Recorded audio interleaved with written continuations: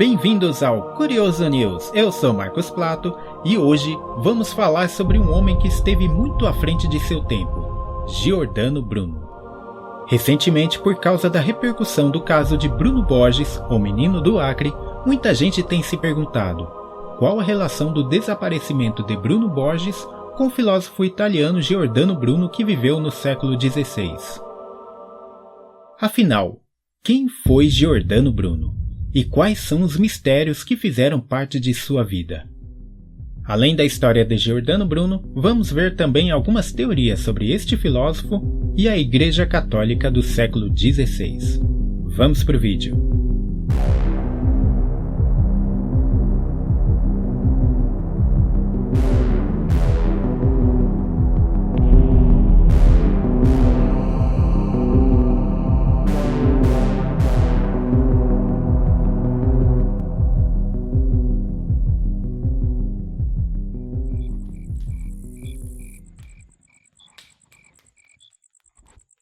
Antes de falarmos de Giordano Bruno, precisamos primeiro entender como as pessoas viam o céu naquela época. Como a humanidade entendia o mundo à sua volta.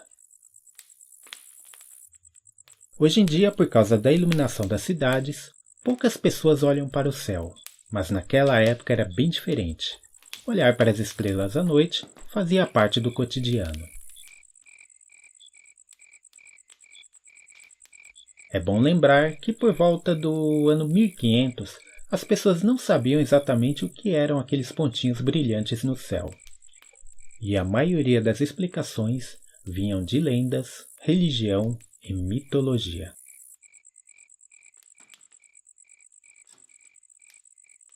O conhecimento era passado de pessoa para pessoa por via oral.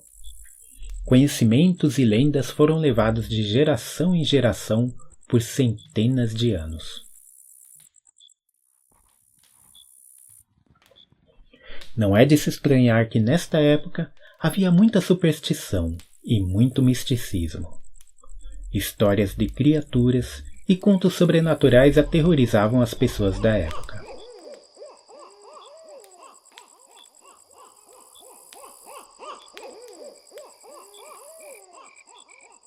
A religião era muitas vezes uma das únicas formas de se proteger contra o mal e acontecimentos sobrenaturais. Havia o medo de magos, bruxas e criaturas da noite.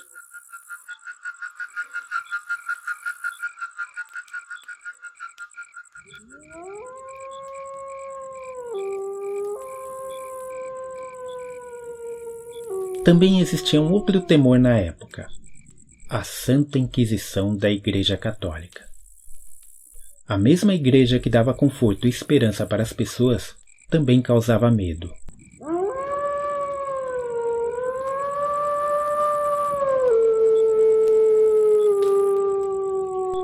Era muito perigoso alguém se meter em algum mal-entendido e ser confundido com um herege. A Santa Inquisição era implacável e, em algumas situações, poderia levar o acusado à morte. Assim era a vida no fim da era medieval. O amor e o temor à igreja, a incompreensão dos mistérios da natureza e o medo da noite. Foi nesse contexto que nasceu Giordano Bruno.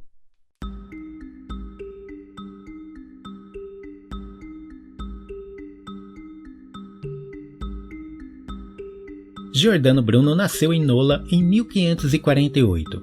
Desde cedo demonstrou uma inteligência incrível e uma personalidade forte. Estudou filosofia, literatura e teologia. Aos 24 anos, finalmente faz seus votos para o sacerdócio.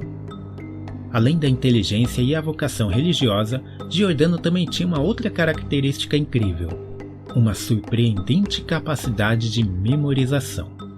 Sabendo disso, ele começa a se interessar por uma antiga arte chamada mnemônica. Mnemônica é um conjunto de técnicas utilizadas para estimular a memorização. Bruno se tornou filósofo e logo se destacou por suas ideias, algumas delas muito à frente do seu tempo. talvez devido à quantidade de livros que leu e diversas habilidades intelectuais, fez com que Bruno tivesse alguns insights. No século XVI, acreditava-se que a Terra era o centro do universo, e todos os astros, Lua, Sol, planetas e estrelas, todos eles giravam em torno da Terra. Não se sabe quando começou, mas em algum momento de sua vida, Giordano rompe com esta crença.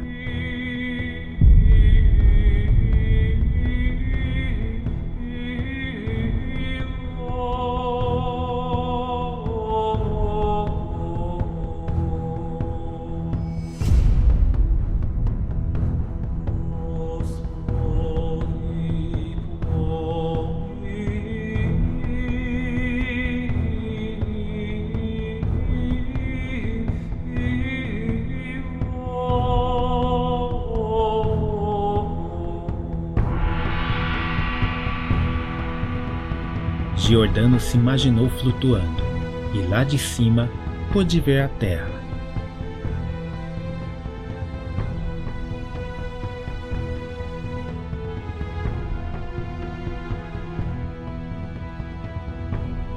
Ele percebeu que a Terra é apenas um planeta, como Marte e Vênus. E era a Terra que girava em torno do Sol, e não o contrário. Cada estrela que está no céu, cada um daqueles pontinhos luminosos era outro astro como nosso Sol. E sendo assim, cada estrela possuía em sua volta outros planetas. E cada planeta tinha os seus próprios mundos. Giordano foi uma das primeiras pessoas influentes do mundo a dizer claramente que existe vida fora da Terra. Giordano deduziu que o número de estrelas no cosmos seria infinito. O próprio espaço é infinito. Para Giordano, a obra do Criador não tem limites. Deus criou um universo infinito, repleto de mundos.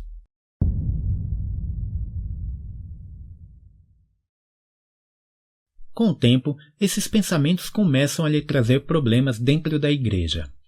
Após muitas divergências, ele resolve abandonar sua ordem religiosa. Começa então a vagar pela Europa. No decorrer de sua vida, escreveu vários escritos e publicou diversos livros.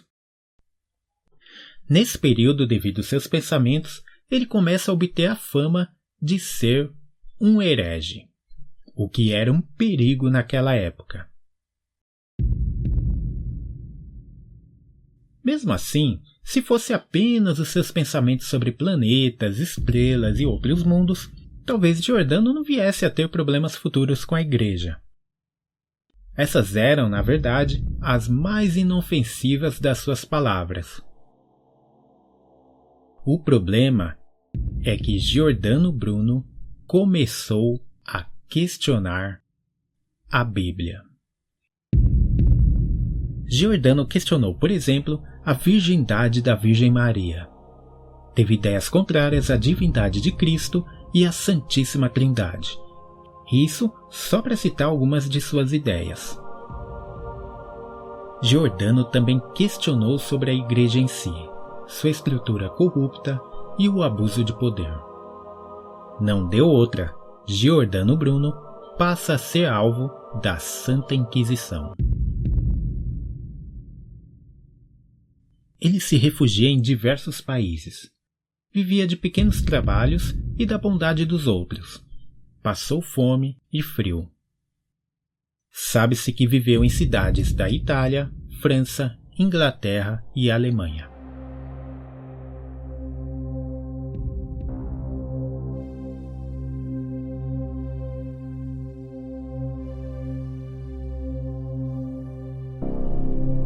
Giordano pesquisou livros e conhecimentos milenares. Ele estudou a cabala, astronomia, arte e numerologia. Mas foi no hermetismo que Giordano encontrou algumas das bases de seu pensamento.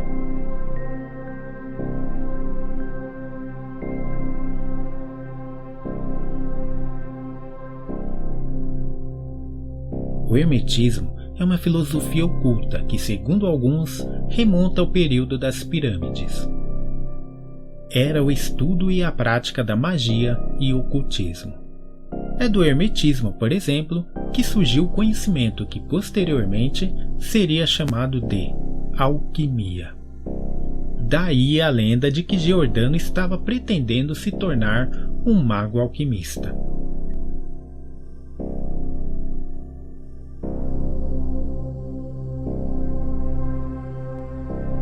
Giordano também ficou com a fama de praticar magia negra. E esta fama começa a chamar a atenção de algumas pessoas, entre elas um nobre de Veneza chamado Giovanni Mocenigo. Em 1590, Giordano foi até Frankfurt, na Alemanha, visitar a Feira do Livro. Nessa feira, ele foi encontrado por 2 livreiros. Esses livreiros, sabendo dos interesses de Giovanni Mocenigo, tentam convencer Giordano a viajar para Veneza. Os livreiros dizem que Giovanni tem interesse em aprender técnicas de memorização, a mnemônica. E sendo Giordano um perito nisso, Giovanni ficaria muito honrado se Bruno pudesse ensiná-lo. Voltar para a Itália seria muito perigoso, mas de certa forma Giovanni já tinha planos de retornar. Ele vai então para Veneza e passa a morar no palácio de Giovanni Mocenigo. E até onde ele sabe, é para ensinar mnemônica. Giordano não era maluco. Ele sabia que era muito perigoso ser capturado pela Santa Inquisição. As coisas que ele falou sobre o universo, sobre a Bíblia, sobre o clérigo, caso ele fosse pego pela Santa Inquisição, não seria nada agradável.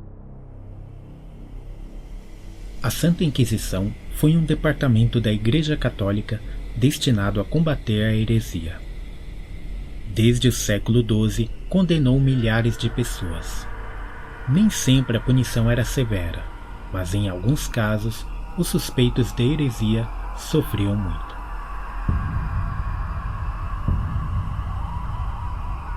Houve casos de prisões e torturas, e nos casos mais extremos, o indivíduo era levado à morte, por meio de enforcamento, fogueira ou mutilações em público.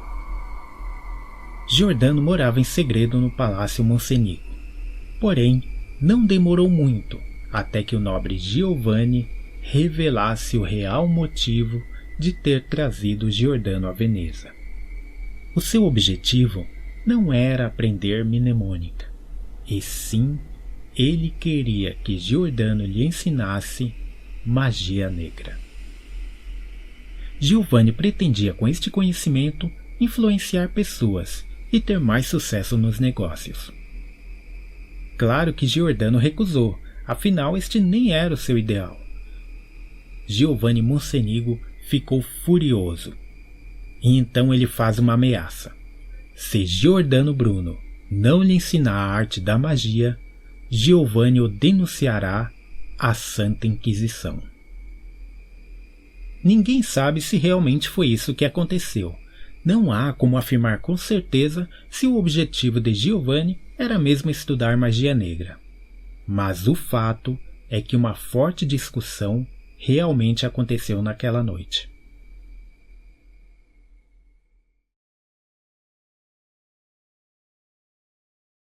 No dia seguinte, ao acordar, Bruno não consegue abrir a porta do quarto. Giovanni o havia trancado. Giordano sabia que Giovanni estava nervoso. Talvez deveria esperar até que ele se acalmasse, e quem sabe os dois poderiam chegar a algum acordo. Deve ter demorado algum tempo até que Bruno percebesse que estava realmente com problemas. O tempo passa e ninguém vem abrir a porta. Giordano começa a se preocupar. Será que Giovanni estava mesmo falando sério quando o ameaçou de denunciá-lo à Santa Inquisição? Provavelmente não. Afinal, se isso acontecesse, Giordano poderia falar do real motivo de estar ali, e isto não seria bom para os negócios de Giovanni. Mas o problema é que quem tinha mais a perder era o próprio Giordano Bruno. Afinal, se fosse pego pela Inquisição, poderia pagar com a própria vida. O quarto está bem trancado e não há como fugir. Giordano está no 3º andar e não há como pular. Tudo o que ele pode fazer é esperar. Esperar até que Giovanni se acalme e eles possam conversar. O tempo passa. Giordano escuta estranhos barulhos no palácio. Parece haver muitas pessoas conversando. Quem são? Pela janela não dá para saber. O quarto de Giordano é voltado para os fundos. Barulho nas escadas. Giordano escuta murmúrios. Há várias pessoas subindo a escada.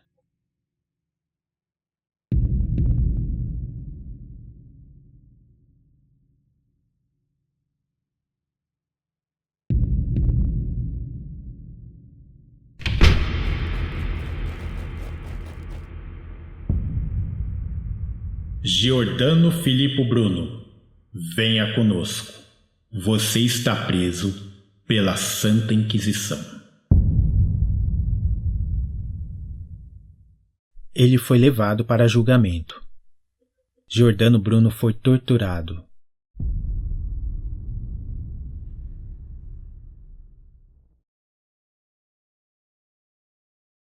Depois, foi jogado em um calabouço completamente escuro, no fundo de um poço. Mas o pior ainda estava por vir. Ao saber da captura de Bruno, uma comitiva romana chega a Veneza. Objetivo: levar Giordano Bruno à Santa Inquisição de Roma. No Vaticano, foi aprisionado nas masmorras de Roma e lá ficou durante 8 anos. Nesse período, foi interrogado, julgado e torturado por diversas vezes, e em todo este período nunca mudou suas ideias. Por fim, após 8 anos, Giordano foi considerado culpado.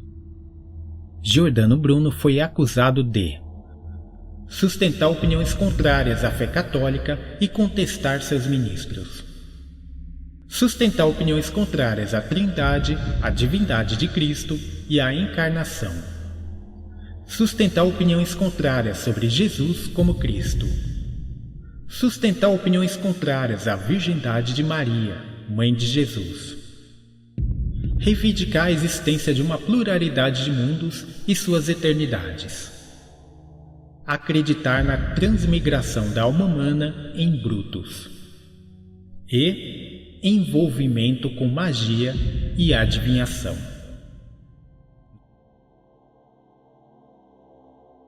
No entanto, a condenação de Giordano não foi dada. A condenação pelos atos do filósofo ficou a cargo do governador.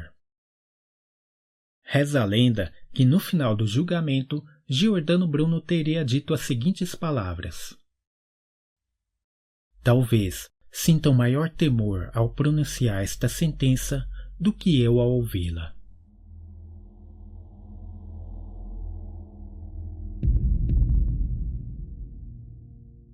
No dia 8 de fevereiro de 1600, enfim, o governador local condena Giordano Bruno a ser queimado vivo em ato público. No dia 17 de fevereiro, um cortejo saindo da prisão da Inquisição ao lado da igreja de São Pedro segue pelas ruas de Roma.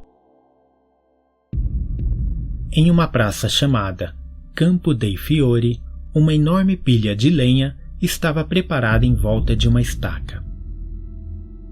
Na boca de Giordano Bruno foi colocado um pedaço de madeira, para que ele não pudesse falar uma única palavra.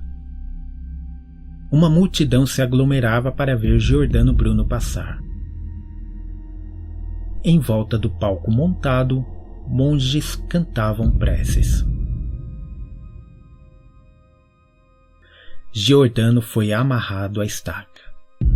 Por fim, o fogo foi aceso. Era o fim de Giordano Bruno.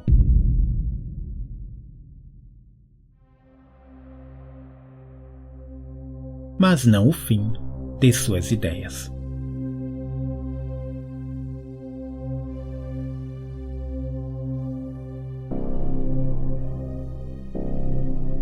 Apenas 5 anos depois de sua morte, um astrônomo alemão chamado Kepler formula as leis dos movimentos planetários, confirmando o que Copérnico havia descoberto 100 anos antes, que os planetas giram em torno do Sol. Mais 5 anos à frente, em 1610, um outro italiano, Galileu Galilei, observa através de seu telescópio as luas de Júpiter. É a comprovação visual de que outros satélites giram em torno de outro planeta. Era a prova de que nem tudo gira em torno da Terra, mais um indício de que Giordano estava certo. A grande questão na história de Giordano Bruno é como ele conseguiu deslumbrar um universo infinito e povoado de outros mundos, principalmente em um período em que não havia tecnologia.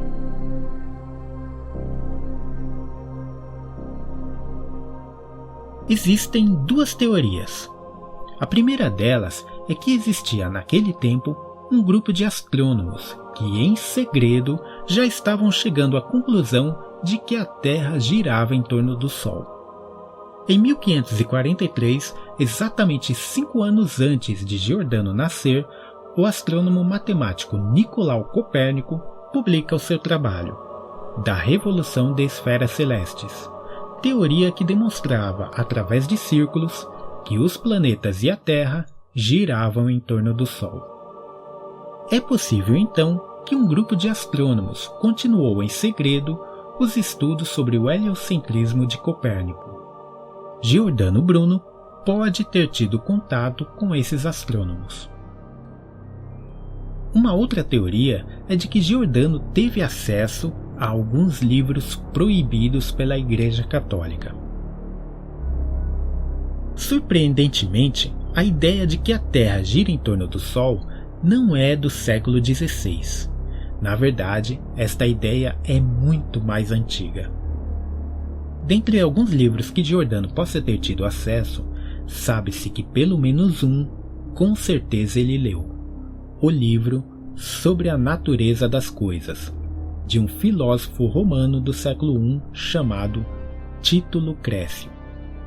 Neste livro é sugerido, entre outras coisas, que o nosso mundo é apenas um no meio de outros mundos.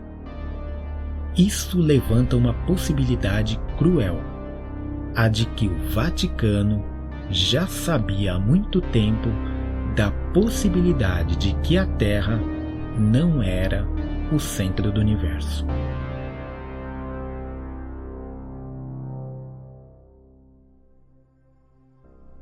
Se as teorias são reais ou não, o que importa mesmo é o legado de Giordano Bruno. Mesmo que tenha tido acesso a diversos livros, ele conseguiu reunir todo o seu conhecimento e deslumbrar algumas características do mundo que, mesmo hoje em dia, ainda não são compreendidas por todos. Se já não bastasse Giordano ter acertado sobre a grandiosidade do cosmos e a existência de outros planetas, ele ainda foi mais além. Giordano deslumbrou a base do princípio da relatividade. Em um universo infinito, Bruno argumentou que o espaço, o tempo, o tamanho, o peso, o movimento, a mudança e os eventos são sempre relativos. Para comprovar isso, ele fez um experimento mental. Bruno imaginou-se flutuando acima e além da Terra. À medida que se aproximava da Lua, a Lua ficava maior, enquanto nosso planeta ficava menor. Da superfície da Lua, a Terra parece ser um satélite, como a nossa própria Lua, e a Lua parece ter o tamanho do nosso planeta. O incrível é que foi tendo esses mesmos tipos de pensamentos que séculos mais tarde Albert Einstein formulou a teoria da relatividade.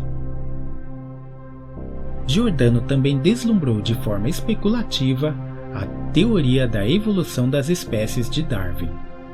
Ele sustentou que o universo está sempre buscando a novidade e a perfeição. A natureza trabalha para que formas de vida simples ou inferiores evoluam para seres vivos superiores ou complexos. Bruno aparentemente reconheceu a transformação histórica de todos os organismos da Terra. Infelizmente, por não ser cientista, as suas ideias demoraram para receber um reconhecimento à altura. Somente com o passar dos anos e o avanço científico é que a humanidade pôde compreender melhor o que este grande filósofo falava em seu tempo. Em geral, Giordano Bruno abriu caminho para a cosmologia de nosso tempo. Descobertas recentes em astronomia continuam confirmando muitos de seus insights e intuições. Este é um legado apropriado de um pensador ousado e profundo que apresentou o verdadeiro universo para a humanidade.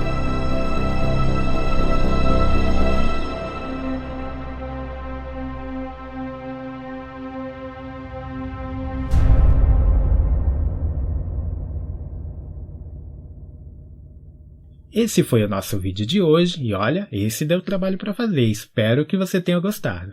E se gostou, não esquece do like. Um grande abraço e até o próximo vídeo.